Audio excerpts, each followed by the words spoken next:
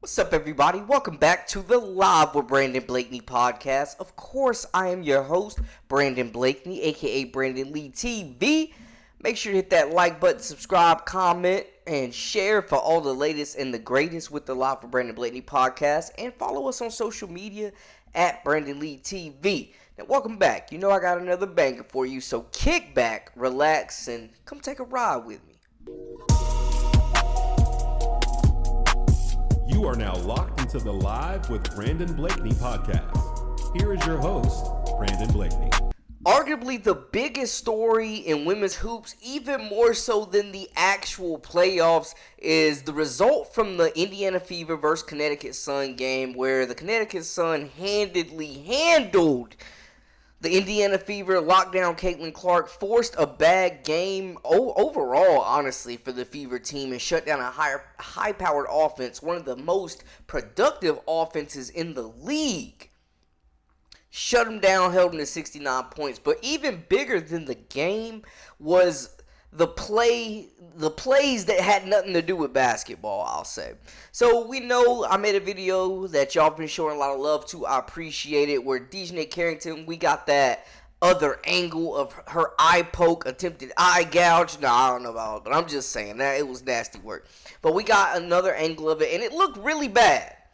I'm not going to lie. It looked really bad. In my opinion, it looked intentional. It didn't feel like a basketball play just looking at the footage. And I'll let y'all speak on that and decide. But this eye poke, this clip here has gone viral, and it is all over the place. People are just torn. They're on both sides of the spectrum right now of whether it was intentional or not. Now, I want to say this initially. I don't believe that Carrington is a dirty player. She's one of my favorite players in the league. She's a lockdown defender. She's given Caitlin trouble before. We know her disdain for the Indiana Fever fan base. I don't think she was a dirty player, and I'm not questioning how long the player's nails are. But the eye poke was nasty work, man. I know she got her contact knocked out previously by Caitlin, so I'm not saying it was retaliation, but maybe it was retaliation. Anyways, both players have come out and spoken about it, and Clark's comments may surprise people. And I want y'all to listen to him and let me know, do y'all feel like she's being honest here? Back on the play with your eye, what would you say to the crowd of people that think a hit like that was intentional and maybe even warrants a suspension? It wasn't intentional by any means. You just watched the play. It wasn't intentional. All right, thank you, Caitlin. Thanks. Now, I saw an interesting tweet on X that I want to read y'all.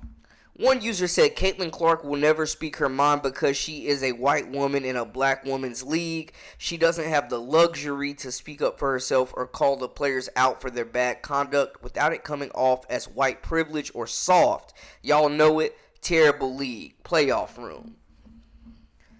So there, like I said, this thing has fans torn on both ends of the spectrum. If Caitlin is honest, if she were to say she thought Dijonai Carrington was a dirty player, all hell would break loose. They would definitely be on her rump.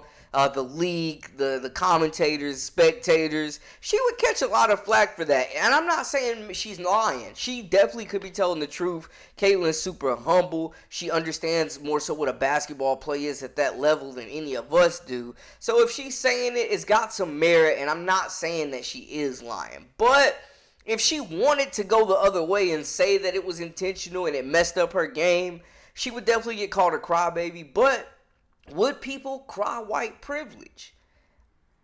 I don't know. Dijonai Carrington has been very outspoken about the new fans and the racism and misogyny that are impacting the league right now. But she also gave her side of the story and just her reaction to the eye poke when asked. I don't even know why I would intend to hit anybody in the eye. That doesn't even make sense to me. But no, I didn't. I didn't know I hit her, actually.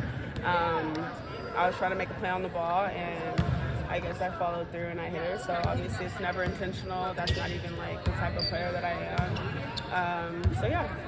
Both players are saying it's not intentional. So at this point, I think we have to chalk it up as it wasn't intentional. And in my last video, I was very passionate because I felt like it wasn't a basketball play. It looked like nasty work, and it could have potentially been dangerous, damn near career-ending if hit the right way. We saw what happened to Amari Stoudemire's cornea, man. My man had to wear goggles. Caitlin could have been wearing goggles for the rest of her career. You know what I'm saying? So I'm just saying, I'm not downplaying the effect that could have happened, that would have happened if, a couple of inches would have been more involved. I don't know. I'm not an eye doctor, but it looked bad, and we all know the eyes are sensitive, man. It didn't feel like a basketball play, but I digress. Both players have come out, and, Caitlin is taken up. And for Dijonai Carrington saying she didn't think it was intentional, she didn't get that vibe. Carrington comes out and say, why would I try to hurt anybody? It's ridiculous.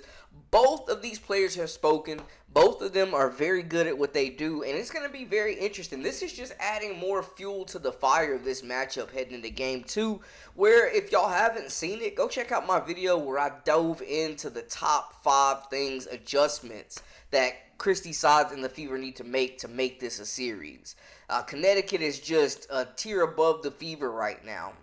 They're experienced, and the inexperience of the Fever definitely shown out in that last game.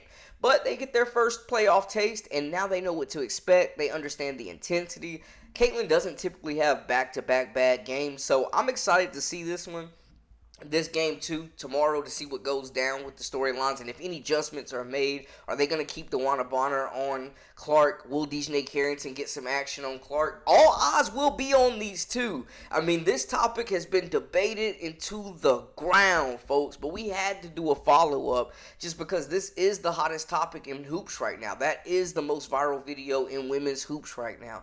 It's just a discussion topic. Anything involving Caitlin Clark will be. And that poke in the eye was nasty work. A lot of people didn't like it. A lot of people felt like it was intentional. Clark came out. She said it wasn't intentional. She stuck up for her WNBA sister and downplayed it. Dijonai Carrington, of course, even if she did do it on purpose, she's not going to admit on national TV that she did it on purpose. But I don't think she did, just to be fair. And, she acknowledges that she's not out there trying to intentionally hurt anybody. Y'all let me know how y'all feel in the comments, though. We've heard from both players. We know how they feel about the situation, and they're both trying to move on and play basketball. Y'all let me know. Give me y'all's input. I need to hear from the people. Again, make sure to hit that subscribe button, comment, like, share, all that good stuff to stay up with all the latest with the Live with Brandon Blakeney podcast. Tune in. We will have the coverage for Game 2. As well, which should be intense, which should be a bounce back game for the Fever. And we rooting for Game 3, man. We just want to see more basketball, you dig? That's a wrap for us. For all the latest and the greatest, again, I'm Brandon Blakeney, a.k.a. Brandon Lee TV. Make sure to hit that subscribe button, comment, like, share, all that good stuff. Follow us at Brandon Lee TV on all social media. Until next time, when I'm live, we out.